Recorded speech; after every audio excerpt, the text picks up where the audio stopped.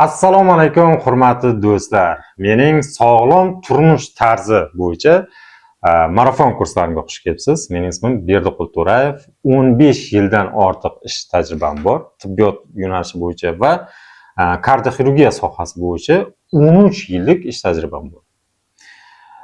Sizlar bilan ko'rishib turishimizdan maqsad sizlarga sog'lom turmush tarzini to'g'ri tushuntirish.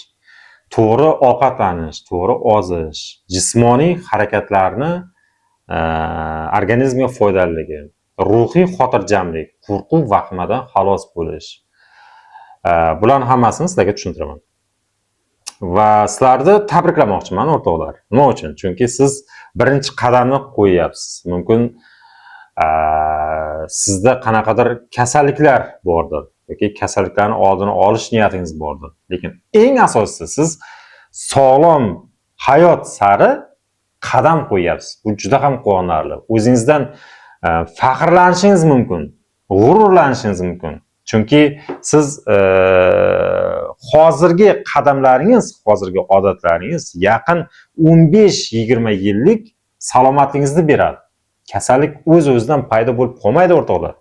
Har kuni kichkina zararli odatlaringiz, noto'g'ri ovqatlanishingiz, stressga chidamli bo'lmaganingiz oqibatida keyinchalik kasalliklar kelib chiqadi. Men kardioxirurg bo'lib ishlayman 13 yildan beri. Juda ham ko'p bemorlar kelishadi. Agarda kasallik tarixiga nazar soladigan bo'lsak, albatta nasliy faktor bor, uni hech kim inkor etmaydi.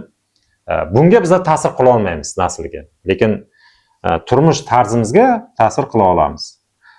Xo'p, ushbu bemorlarning aksariyat qismi aynan turmush tarzi noto'g'ri ekanligi aniqlanadi. To'g'ri, bizani xalqimiz bemorlari albatta tan olmaydi.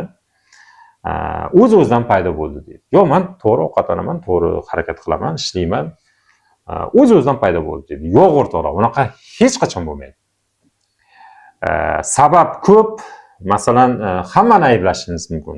Ekologiyani, meditsinani, klinikalarni, shifokorlarni, lekin sizlarga yana bitta ma'lumot, meditsina bor yo'g'i 16% sog'liqni beradi.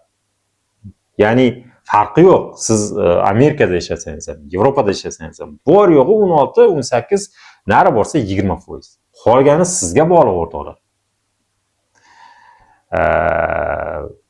Endi marafon kursimizda nimalarga e'tibor qilamiz?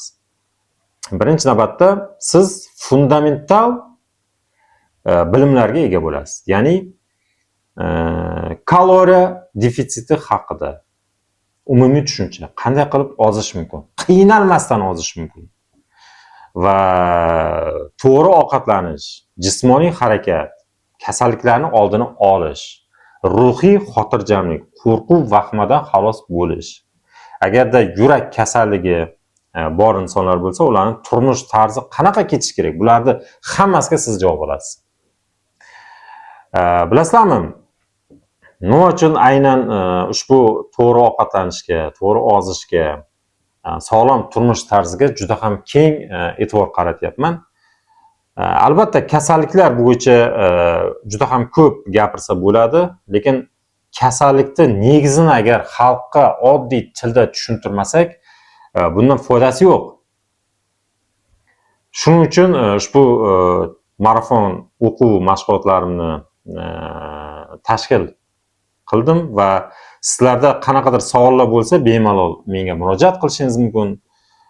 Albatta premium tariflarida aytib o'tganman, men bilan bemalol muloqot qilishingiz mumkin. Audio zvonok yoki video vizovlarda sizlarga yo'l yo'riq ko'rsataman. O'zingizni yaqinlaringizga, tanishlaringizga, do'stlaringizga, qarindoshlaringizga, kasal insonlarga yoki sog'lig'iga e'tibor qiladigan mas'uliyatli insonlarga ushbu marafon o'quv mashg'ulotlarini aytsangiz bo'ladi. Xullas, boshladik. Bilib qo'ying, har bitta ma'lumotni yozib boring. To'xtating, yozib oling, keyinchalik mendan so'rang. Albatta har xil kunlik o'quv mashg'ulotlari bor. 3 kunlik mashg'ulotlarda kamroq informatsiya, eng asosiy ma'lumotlar, 1 haftalik, 2 haftalik, albatta 1 oylik, hattoki 3 oylik kurslarda sizlar endi to'liq ma'lumotga ega bo'lasizlar. Hech ham tushkunlikka tushmang. Bir narsaga kelishib olamiz. Masalan, sizda ortiqcha vazn bor yoki sizda kasallik bor, qo'rquv, vahima bor. Yoki yuragingizda qanaqadir kasallik bor. Umuman kasallik bor sizda. Umuman tushkunlikka tushmaysiz. O'zingizni qo'ymaysiz. Samatsenkangiz juda ham yuqori bo'lishi kerak o'rtoqlar. Ortiqcha vazn bo'lsa, bu degani siz yomon inson ekaningizdan dalolat bermaydi o'rtoqlar. Sizni ruhiyatingiz, sizni samatsenkangizga sizni ortiqcha vazningiz umuman ta'sir qilmaslik kerak. Siz shunaqangi yuqori samatsenka bo'lish kerak o'zingiz haqingizda. Men yutaman, men chiroyliman, men aqlliman, hamma narsa qo'limdan keladi degan tasavvur sizda bo'lish kerak, xayol bo'lish kerak, ishonch bo'lish kerak. Agar siz o'zingizga ishonmasangiz, siz agar million dollarlik kurs sotib olsangiz ham sizga foydasi bo'lmaydi o'rtoqlar. Ishoning. Suv ichsang ham xalqimiz ixlos qilib ich deb bekorga aytishmagan. Juda ham kuchli ishonch. O'zingizni seving, o'zingizni qadrlang. Har bitta yutuqlaringizda siz o'zingizni maqtang, rag'batlantiring, motivatsiya bering. Shunda siz yutasiz. Shunda meni o'quv mashg'ulotlarim ham yengilroq kechadi. Tushunyapsizmi? Shunga biz kelishib olamiz. Umuman nolimaymiz. Bizani guruhda kim bilan agar o'quv mashg'ulotlari olib boradigan bo'lsam, hamma pozitiv fikrlaydi. Negativ fikrlaydiganlar guruhdan chiqib ketadi. Va yana aytmoqchiman, hurmat bilan yondashamiz. Hurmat, hammaga hurmat bilan bizlar alohida guruh, bunaqa guruhlar albatta bir nechta individual guruhlarda alohida guruhlar ochiladi. Har bir shaxslar bilan yoki umumiy guruhlar bugun qo'shildi, kecha qo'shildi degan gap yo'q. Men bir nechta guruhlar qilib tuzishim mumkin. Hammaga aytmoqchiman, bizlarning guruhda, bizlarning o'quv mashg'ulotlarimizda faqat pozitiv fikr, hurmat, e'tibor bo'ladi. Men hammalaringizni qo'llab-quvvatlayman, sizlarga yordam beraman. Agar ozgina meni yordam sizga foyda tegsa, men bundan faqat xursand bo'laman.